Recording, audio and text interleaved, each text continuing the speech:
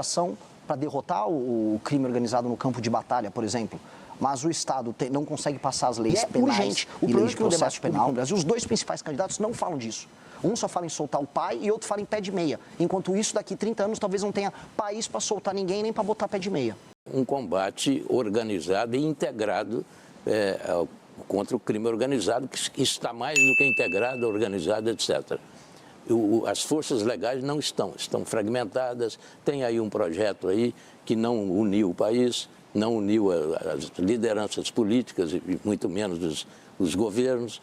E sem essa integração, esse combate não terá resultado positivo.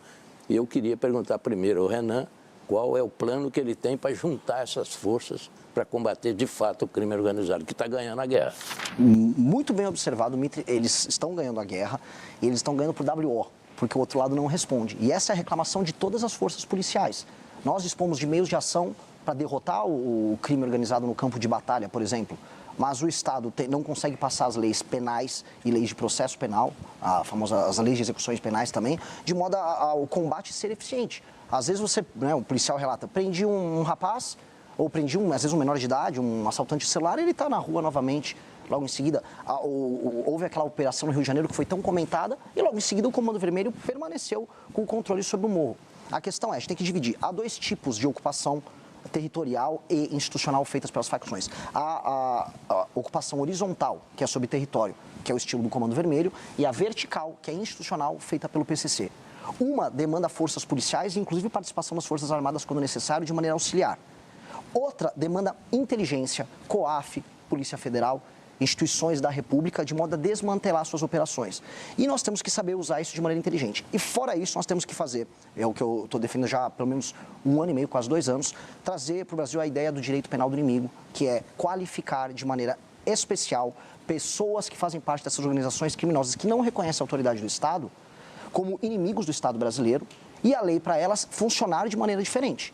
Isso é um instituto que vai permitir que as forças policiais e as forças de justiça nossa tratem esses inimigos do Estado, que são as facções criminosas, como eles precisam ser tratados. Porque hoje eles se utilizam de direitos e prerrogativas de modo a basicamente se manterem alheios à mão pesada que o Estado tem que ter para enfrentar eles e manter milhões de brasileiros num regime paralelo, num Estado paralelo, que retira destes brasileiros seus direitos humanos. Renan, isso que você está falando, quanto se aproxima, por exemplo, do modelo de segurança pública de El Salvador, que é tão comentado hoje em dia? A gente teve em El Salvador, no ano de 2024, a gente conheceu, a gente viu de perto como é que é o modelo de funcionamento deles, e ele aplicou algo similar, que é o entendimento de que as facções, os grupos criminosos, que a gente pode qualificar como terrorista, aí é uma questão de nomenclatura, eles estão atentando contra o Estado de Direito e, portanto, o Estado de Direito ele tem que ser instrumentalizado com todas as ferramentas para retirar determinadas prerrogativas desses caras, dessas lideranças do crime organizado e colocá-los rapidamente na cadeia. Ele estabeleceu um regime especial, eles chamam lá de regime de exceção, e com base nisso ele desmantelou todo o crime organizado em El Salvador e tornou El Salvador o país mais seguro das Américas. O instituto que ele utilizou dá para ser utilizado aqui e nós podemos utilizar outras estratégias também de combate, dado que a situação brasileira é diferente. O Brasil tem modelos diferentes de ocupação. Um exemplo, o PCC, para falar nominalmente, não estava presente em El Salvador, não havia uma versão do PCC lá. O combate ao PCC vai estar diferente do que eles fizeram em El Salvador. Nisso, a estrutura do Estado tem que ser utilizada de maneira diferente também. Cada caso, cada facção, uma solução. Sobre a questão de, um pouco do que o Mitri falou, dessa integração também entre as forças. Sim, eu acho isso e às vezes falta de vontade até política entre esses entes, né? Mas esse é o problema principal. A real é que as forças de segurança nos estados, elas sabem o que fazer. Eu tive no Ceará e nós temos cidades inteiras tomadas pelo crime organizado. Não há, eu repito aqui, já até fui processado 2 vezes pelo governador do Ceará.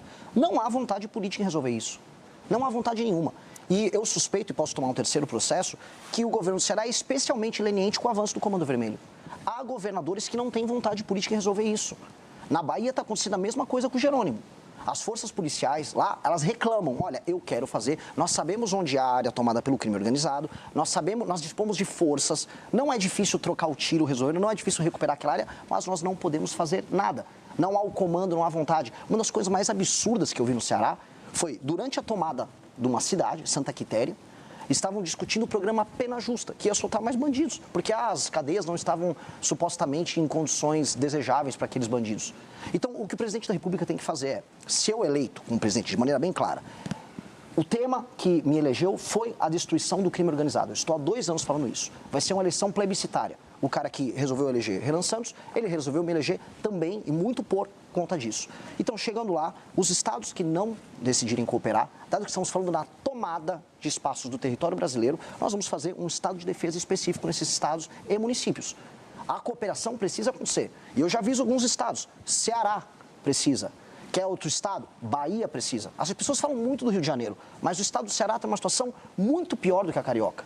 O Rio de Janeiro é um exemplo bizarro em muitos termos, mas às vezes ele fica anedótico. A situação, o número de mortes para cada 100 mil habitantes no Ceará... Os índices são piores. Muito piores. Talvez o número de áreas de domínio Exato. seja esse número maior. É mais fragmentado. O Rio de Janeiro é mais balcanizado, é uma facção aqui, outra tirando ali do prédio um no outro. Mas o caso no Ceará, você está falando de tomadas monopolistas por conta do Comando Vermelho e facções auxiliares. Se o governo está parado, ora, o governo tem que ser ou substituído, aí as pessoas vão votar em outro governo, ou quando nós chegamos ao poder, se eles decidirem não cooperar, vamos fazer um estado de defesa específico, por um tempo específico, para que nós retomemos esses territórios. E só nas áreas específicas. Tem até aquelas pessoas que falam, mas e a democracia? Não existe democracia em Santa Quitéria, no Ceará. Eu vou fazer um estado de defesa e vou utilizar as forças policiais e, se necessário, as forças de segurança nacionais, as forças armadas, para fazer essas operações.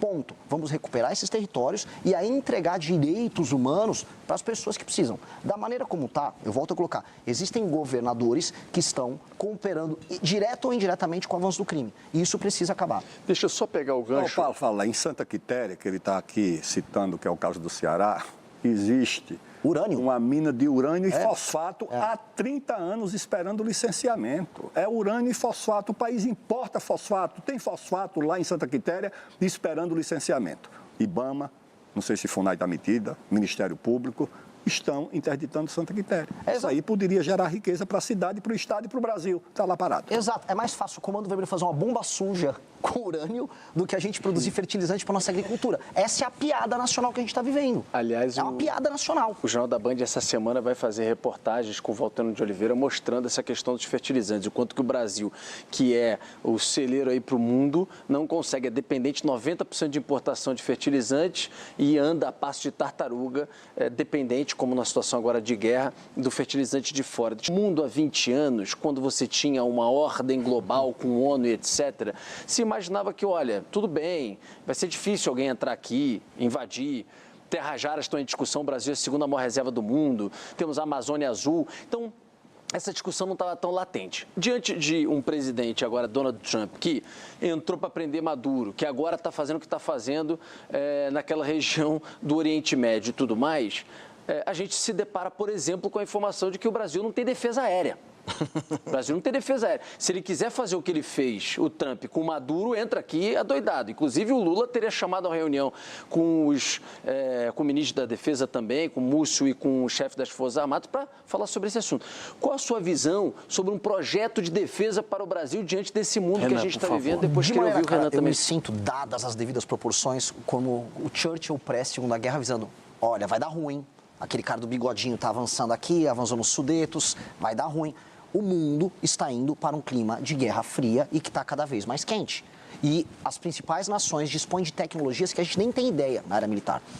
Pouca gente acompanhou e pouca gente cobriu no Brasil o que foi o manifesto da Palantir, que é a principal empresa de tecnologia militar hoje dos Estados Unidos. São técnicas de guerra, técnicas de cybermilitares, drones, estratégias das mais diversas que o Brasil nem sequer possui ferramentas para iniciar esse enfrentamento. Alguns dizem que até teriam usado isso na invasão lá para pegar o Maduro. Né? Sim. Aliás, os relatos dos militares venezuelanos são assustadores. Olha, eu nunca vi o tipo de técnica que foi utilizada aqui. Nós não temos hoje condições de defender o nosso próprio território num conflito. Só que o nosso território é cobiçado. Como você colocou na sua pergunta inicial, nós dispomos das terras raras, de recursos naturais, água, território, solo fértil, e nós somos um terreno em disputa. A China estava tentando fazer sua ocupação geopolítica aqui na América Latina e os Estados Unidos nos veem como reserva estratégica. Então nós estaremos no meio desse conflito. E é um conflito que vai chegar para as Américas e nós temos, por necessidade, se quisermos manter o nosso território de dimensões imperiais, continentais, temos como necessidade nacionalista manter o nosso país íntegro, se defendendo usando o que há de melhor em técnica. E nós temos uma oportunidade que, assim, foi nos dada por Deus, que foram as terras raras. Boa parte dos equipamentos militares de última geração, A indústria de semicondutores, os drones, esses equipamentos necessitam das terras raras. E nós estamos discutindo agora para quem a gente vai vender a terra rara.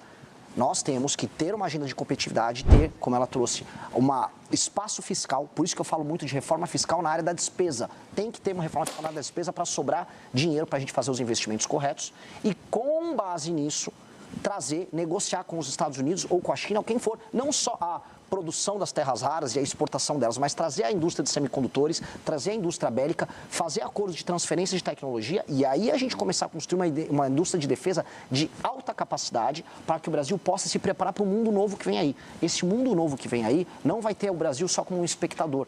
A nossa estratégia de sobrevivência nesse mundo é diferente. O pacto, como você colocou, pacto pós-Segunda Guerra Mundial, o multilateralismo, os organismos internacionais, tudo isso estão sendo relativizados. A gente está vendo isso na Ucrânia, viu na Venezuela, vai ver provavelmente em Taiwan.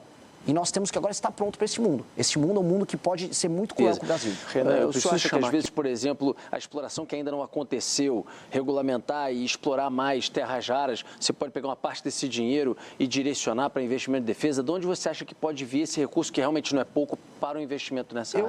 Eu vou mais longe do que isso. Não é apenas, por exemplo, pegar um pedaço dos royalties e direcionar para a área de defesa. Eu estou falando de montar uma cadeia de indústria bélica no Brasil com transferência de tecnologia. O Brasil é o segundo lugar no mundo com mais reservas de terras raras. Portanto, usemos isso como barganha. Tal qual o Vargas soube utilizar durante a Segunda Guerra Mundial a barganha do peso do Brasil para a instalação de indústria siderúrgica aqui. A CSN lá em Volta Redonda. Exato, precisamos utilizar isso como barganha para nos posicionarmos. E é urgente. O problema é que no debate público no Brasil, os dois principais candidatos não falam disso. Um só fala em soltar o pai e outro fala em pé de meia. Enquanto isso, daqui 30 anos, talvez não tenha país para soltar ninguém nem para botar pé de meia.